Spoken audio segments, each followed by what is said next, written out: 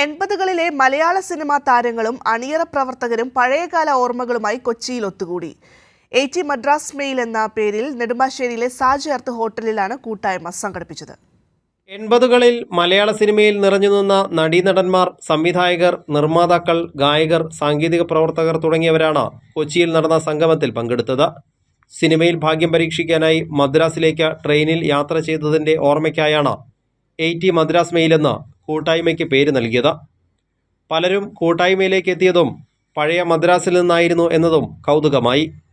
ചിരിച്ചും കളിച്ചും അന്നത്തെ സിനിമകളുടെ ഓർമ്മകൾ പങ്കിട്ടും എല്ലാവരും ചേർന്ന് കൂട്ടായ്മ സജീവമാക്കി. ഇന്ന് ഞാൻ ഇവിടെ നിൽക്കുന്നത് മദ്രാസുകാരനാണ്. മദ്രാസിൻ്റെ എൻ്റെ ജീവിതം, എൻ്റെ അച്ഛനെ വളർത്തിയത്, എന്നെ വളർത്തിയത് ഒക്കെ മദ്രാസാണ്. അവിടുത്തെ ഓരോ മുക്കും മൂലയും എനിക്കറിയാം. അതുകൊണ്ട് ഇത്രയും പടത്തിൽ അഭിനയിക്കാൻ പറ്റിയത് ഭാസ്കരൻ്റെ ഒറ്റ ഒരാൾ കാരണമാണ്. അതുകൊണ്ട് കുറേ ചീത്ത പേരും കിട്ടും. എനിക്കതിൽ ഒരു വിഷമമില്ല. കാരണം അങ്ങനെ കല്യാണം കഴിച്ചിട്ടില്ല, പിള്ളേരില്ല, ആരും ചോദിക്കാനില്ല, കേട്ടോട്ടെ. അതുകൊണ്ടൊരു ഗുണമുണ്ടായി. ബാഹ്യശക്തികളുടെ ആ ഒരു ഇതിൽ നിന്ന് ഞാൻ രക്ഷപ്പെട്ടു.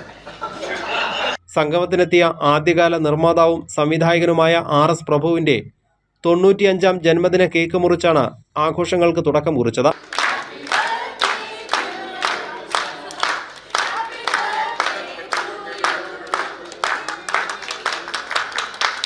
ആദ്യകാല നായിക വഞ്ചിയൂർ രാധ, നടി ശ്രീലത നമ്പൂതിരി, നടൻ ജനാർദ്ദനൻ തുടങ്ങിയവരെ ചടങ്ങിൽ ആദരിച്ചു.